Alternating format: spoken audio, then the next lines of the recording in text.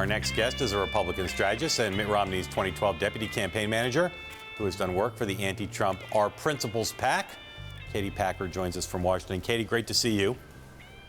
Good to see you, Mark. So, as you know, there's a fair amount of chatter about some delegates to the convention trying to overcome the obstacles to getting rules changes to keep Donald Trump from being the nominee. From a rules perspective, not a PR perspective, from a rules perspective, what's your sense of how possible that is? I think it's really possible because the rules that apply to this convention are actually made at this convention. Really everything that happens up until then is kind of a guideline more than anything. So there is a real possibility, according to a lot of, experts that have really paid close attention to this, people like Curly Hogland, who's been kind of touting this for years, that there really is no such thing as bound delegates, that once the delegates get there, they can vote to change the rules and determine whether or not they want people to be bound by what happened in their home states or not. I do think that this is a process that's going to have to originate with delegates and not with Washington. So today, as we mentioned earlier, the Republican National Committee announced that the National Committee woman from Utah is going to head the Rules Committee, and Haley Barbour is going to play a role at the convention, managing the floor to some extent when Paul Ryan's not doing it. Based on your knowledge or tea leaf reading, what do you think of those two decisions?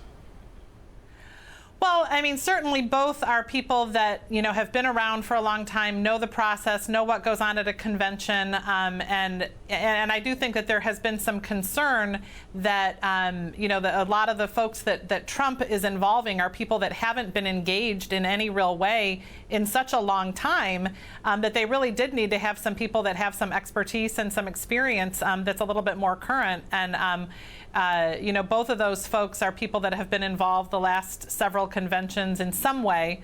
And so I think it does bring, some sort of bolster, what the RNC needs to keep control of the convention. I take your point that this is more likely to be effective if it's organic and grassroots from the delegates. But most Republicans I'm talking to say that this movement to change the rules to, in effect, try to stop Donald Trump is not going to happen unless Mitch McConnell and Paul Ryan get behind it. Whether you agree with that or not, if Mitch McConnell called you up and said, Katie, make your best case for why I should risk going against the will of the voters and put my influence behind trying to change the rules and stop Trump, what's your best case to Mitch McConnell?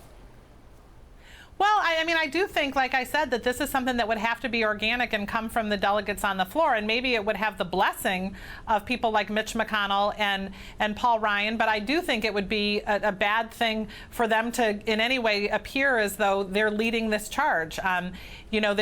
Donald Trump did win these primaries, but a lot has happened since then. He has, usually I love being right. This is one case where I really take no pleasure in being right, but this is exactly what we predicted in the spring was going to happen, that Donald Trump would be a disaster for our party. He would not change. He is sort of Johnny one note, only knows how to be one way, and it's proving to be disastrous for our party. And I think if he has another couple of weeks like the last couple of weeks, the delegates and the leaders in the party are going to really start to talk in earnest about what we do come Cleveland. Well, it wasn't that long ago that Hillary Clinton was having some bad weeks. Michael Dukakis was up 17 points in the summer of 1988. Are you ruling out the fact that Trump could start performing better and come back and win this, or not? Well, I think that the difference between Donald Trump and any of these other candidates is these other candidates have proven to be willing to listen to sound advice and counsel. And when they've been down, they've sort of, revamped their strategy and decided to go a different way. Donald Trump is 70 years old. I don't think he's going to wholesale change his personality, and he only knows how to campaign in a way that appeals to a certain segment of the population, and those are not the voters that we need to get over the top. He clearly has his supporters locked in. They're not going to go anywhere. But, you've seen the very high disapproval ratings that he has. 55% of American voters this week said that they would never vote for Trump. We've never seen anything like this. This is catastrophic. And if something doesn't change, it's going to be really devastating down ballot. Katie, who are the second and third most likely presidential nominees at this point? Wow, that's a really tough thing. I mean, I do think, if my money is on Donald Trump continuing to be the nominee, even though I think it's going to be a very, very tough thing for our party. But, I think several of the candidates that ran this year would be, plausible options. Certainly somebody like John Kasich, Ted Cruz, Marco Rubio. These were all people that, sort of finished strong, second, third, and fourth places. And any of these candidates, I think, would be stronger candidates in a general election. And had they won, I would have been happy to rally around any of the other candidates. But Donald Trump is sort of a unique bird. We've got a very weak opposition in Hillary Clinton, the most vulnerable Democratic candidate probably, in several decades.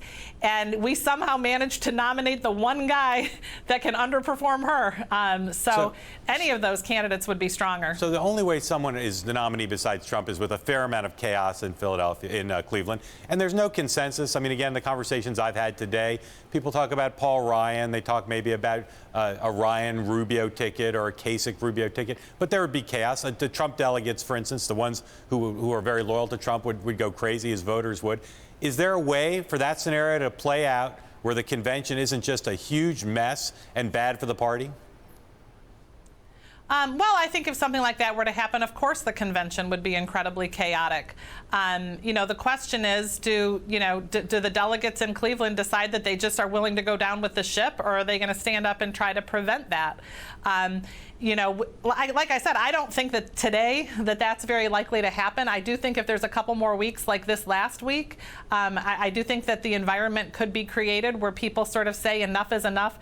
Look, Mark, the bottom line is he's better than Hillary is not a compelling message for a general election. And I think that people are beginning to realize that that's the only thing that they can say that in any way resembles, a compelling reason for Republicans to support Trump. And it's just, people are starting to get very frustrated with it. So, Katie, again, I know you've thought long and hard at various stages along the way about what the best outcome would be. Given that you're pretty confident that Trump's going to be the nominee, how would you like things to play out that would be in the best interest of the party and the country? Well, I mean, I do think that candidates that allow some distance between them and Trump are the smart candidates come fall. I think candidates that embrace him too closely are embracing, a ticking time bomb. And in terms of, doing what we can to hold on to the Senate with very, very strong candidates in Portman and Ayotte and others across the country, providing some level of arm's length distance so that they aren't responsible for everything he says, and we try to hold on these down ballot seats, that may be the best we can hope for.